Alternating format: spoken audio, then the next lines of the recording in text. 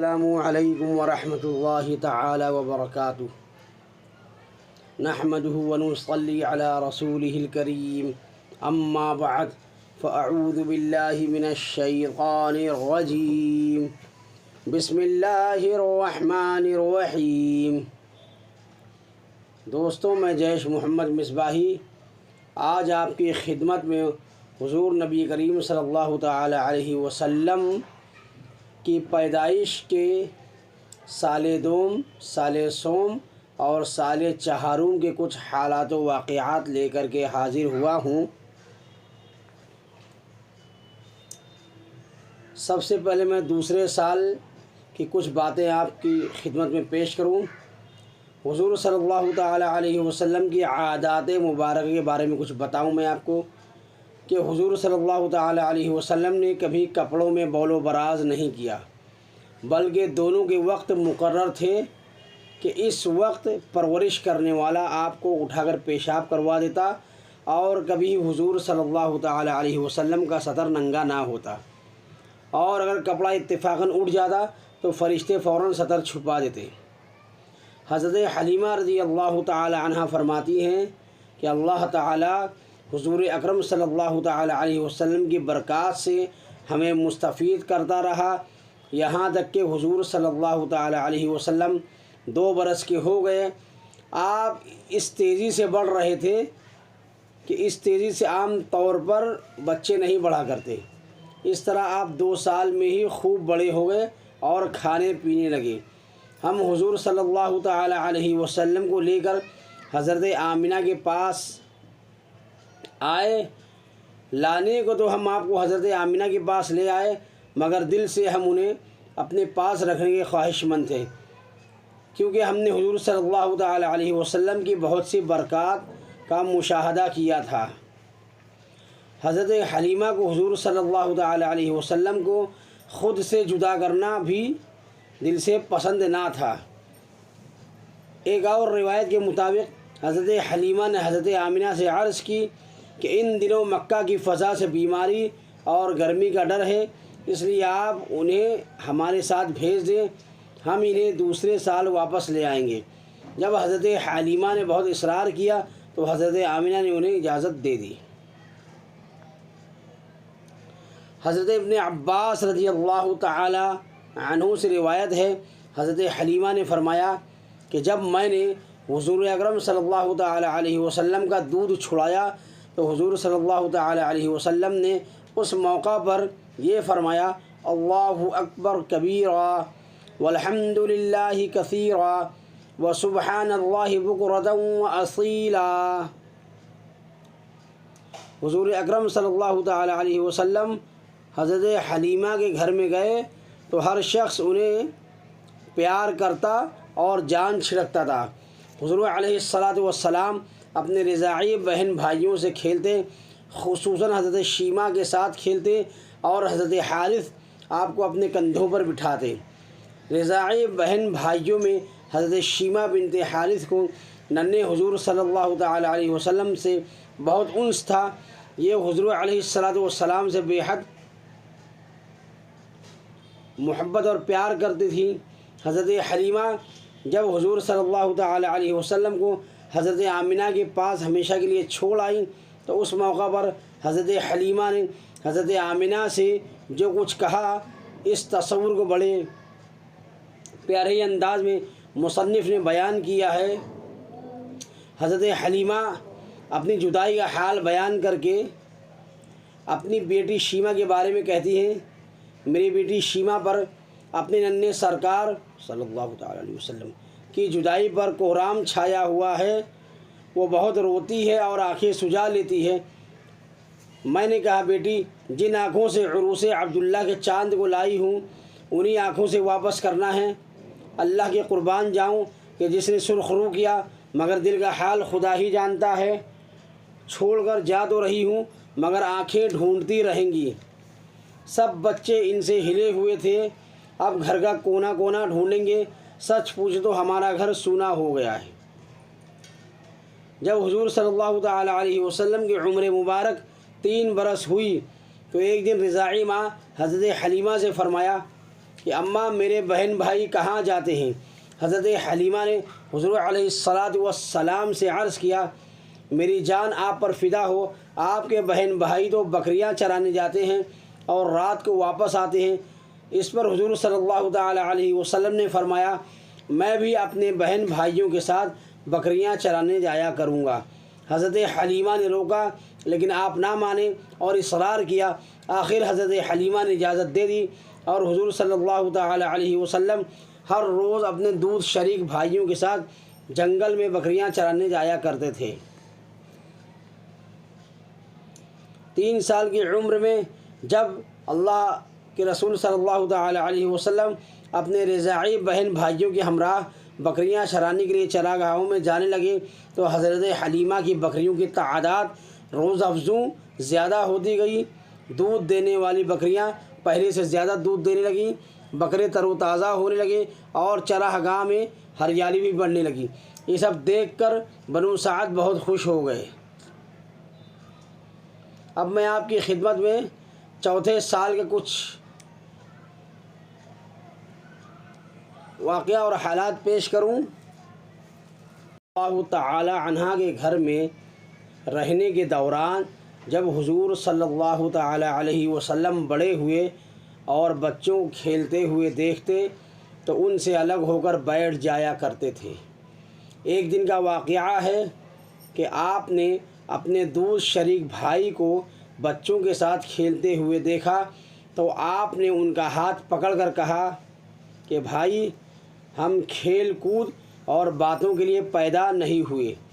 حضور اکرم صلی اللہ تعالی علیہ وسلم بچوں کو کھیلتے ہوئے دیکھا کرتے تھے، خود کھیل میں حصہ نہیں لیتے تھے۔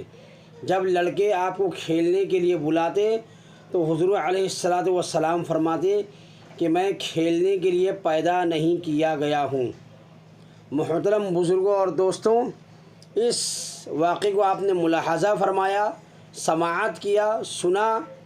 اب آپ غور کیجئے کہ ہمارے اور آپ کے بچے کیسے ہیں جو پورا دن کھیل کود میں لگاتے ہیں۔ اگر ہم اور آپ انہیں سمجھائے بھی تو وہ کھیل سے باز نہیں آتے ہیں۔ اس واقعے سے ہمیں سبق لینا چاہیے کہ ہمارے بچے صرف اپنے آپ کو کھیل میں مصروف نہ رکھیں بلکہ بچپن ہی سے ہم اپنے بچوں کو عبادت و ریاضت کی عادت ڈلوائیں۔ اور ویسے بھی حضور نبی کریم صلی اللہ تعالی علیہ وسلم کی حدیث مبارکہ ہے کہ جب بچہ 7 سال کا ہو جائے تو بچے کو نماز کے لیے تاکید کرو، اور جب 10 سال کا ہو جائے تو اس کو نماز کے لیے مارو اگر وہ نماز نہ پڑھے تو۔ اب میں آپ کو آگے کے واقعات سناؤں، اس سے پہلے میں یہ عرض کرتا ہوں کہ اگر آپ نے میرے چینل کو سبسکرائب نہیں کیا ہے تو پلیز سبسکرائب کر دیں اور لائک اینڈ شیئر کریں، اور اگر آپ چاہیں تو کمنٹ باکس میں اپنی رائے بھی پیش کر سکتے ہیں۔ آگے میں واقعات کے تسلسل کو جوڑوں کہ جن لوگوں نے حضرت نبی کریم صلی اللہ تعالی علیہ وسلم کا بچپن دیکھا ہے انہوں نے شہادت دی ہے کہ آپ نے کبھی جھوٹ نہیں بولا، ناواجب مذاق نہیں کیا، گھر میں کبھی مانگ کر کھانا نہیں کھایا جیسا کہ ہمارے اور آپ کے بچے مانگ کر کھانا کھایا کرتے ہیں۔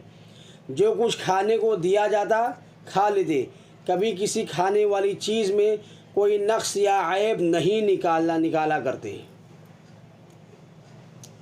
حضرت ام ایمن فرماتی ہیں میں نے نہیں دیکھا کہ اللہ کے رسول صلی اللہ تعالی علیہ وسلم نے کبھی بھوک پیاس کی شکایت کی ہو۔ آپ صبح آب زمزم پی لیتے، ہم ناشتہ دیتے تو فرماتے کہ میرا پیٹ بھرا ہوا ہے۔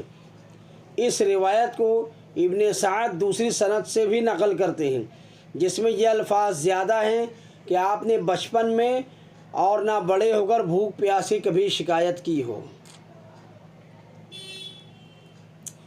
حضرت حلیمہ فرماتی ہیں کہ ایک بار کچھ یہودی ان کے پاس سے گزرے تو حضرت حلیمہ نے حضور علیہ الصلاۃ والسلام کی ولادت پاک کے وقت ہونے والے تمام واقعات کا ذکر اپنی ذات سے منسوب کر کے بیان کیا۔ یہ سن کر وہ یہودی آپس میں کہنے لگے اس بچے کو مار ڈالو۔ پھر حضرت حلیمہ سے پوچھا کہ کیا یہ بچہ یتیم ہے؟ حضرت حلیمہ نے کہا نہیں، یہ ان کے باپ ہیں اور میں ان کی ماں ہوں۔ اس پر انہوں نے کہا اگر یہ بچہ یتیم ہوتا تو ہم اسے مار ڈالتے۔ ایک بار حضرت حلیمہ رضی اللہ تعالی عنہا حضور اکرم صلی اللہ تعالی علیہ وسلم کو ایک کاہن کے پاس لے گئیں۔ کاہن نے آپ کو دیکھتے ہی اپنی جگہ سے چھلانگ لگائی اور حضور صلی اللہ تعالی علیہ وآلہ وسلم کو اٹھا لیا اور کہنے لگا لوگو آؤ اس بچے کو قتل کر دو اور مجھے بھی اس کے ساتھ قتل کر دو۔ اگر یہ بچہ جوان ہو گیا تو تمہیں تمہارے دین سے ہٹا دے گا اور خدا کی وحدانیت کی طرف بلائے گا۔ حضرت حلیمہ کہتی ہیں کہ جب میں نے اس کاہن کا شور و غوغا سنا تو اس کے ہاتھوں سے حضور صلی اللہ تعالی علیہ وسلم کو چھین لیا اور اپنے گھر کی طرف چل پڑی اور اس کاہن سے کہا کیا تم دیوانے ہو؟ اگر مجھے معلوم ہوتا کہ تم اس قسم کی یاوہ گوئی کرو گے تو میں یہاں کبھی نہ آتی۔ تم کسی شخص کو بلاؤ جو تمہیں قتل کر دے، ہم تو محمد صلی اللہ تعالی علیہ وسلم کو زندہ رکھنا چاہتے ہیں اور وہ زندہ رہیں گے۔ اس کے بعد حضرت حلیمہ رضی اللہ تعالی عنہا حضور صلی اللہ تعالی علیہ وسلم کو لے کر فوراً اپنے گھر لے آئیں۔ اور حضرت حلیمہ یہ بھی بیان کرتی ہیں کہ جب کسی یہودی جماعت کا گزر ہوتا اور وہ نبی کریم صلی اللہ تعالی علیہ وسلم کے حالات بتاتی تو وہ لوگ انہیں آپ کو مار ڈالنے کی ترغیب دیتے، اور جب کبھی حضرت حلیمہ حضور صلی اللہ تعالی علیہ وسلم کو لے کر بازار میں کاہنوں کے پاس جاتی تو وہ بھی آپ کو مار ڈالنے کی صدائیں بلند کرتے اور کہتے کہ اس بچے کو مار ڈالو ورنہ یہ بڑا ہو کر تمہارے ہم مذہبوں کو قتل کرے گا، تمہارے بت توڑ ڈالے گا اور تم پر اس کی حکومت قائم ہو جائے گی۔ ایک بار حضرت حلیمہ رضی اللہ تعالی عنہا آپ کو لے کر حذیل کے ایک قیافہ شناس کے پاس پہنچی تو وہ آپ کو دیکھتے ہی پکارا اے قوم عرب، اس بچے کو قتل کر دو کیونکہ یہ تمہارے ہم مذہب لوگوں کو مارے گا، تمہارے بتوں کو توڑے گا اور تم پر غالب آ جائے گا۔ یہ سن کر حضرت حلیمہ آپ کو وہاں سے لے کر چلی آئیں۔ ابن سعد اور ابن طرح عیسیٰ بن عبداللہ بن مالک سے روایت کرتے ہیں کہ حذیل بوڑھا حذیل اور حذیل کے بتوں کو پکار کر کہنے لگا کہ یہ بچہ آسمان سے کسی حکم کا منتظر ہوگا۔ وہ لوگوں کو آپ کے بارے میں اکسانے لگا مگر کچھ دنوں بعد دہشت زدہ ہو گیا، عقل خبت ہو گئی اور کفر کی حالت میں مر گیا۔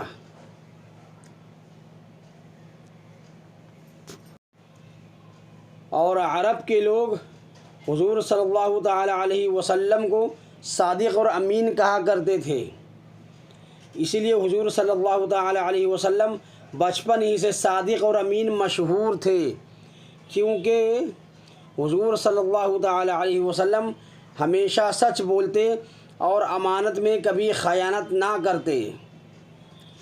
بچپن ہی سے آپ کی شرافت نفس، اخلاق فاضلہ، فہم و فراست کے غیر معمولی آثار، دیانت و امانت کے اعلیٰ ترین شاہکار آپ کی ذات اقدس میں ہر وقت مشاہدہ کیا جا سکتا تھا۔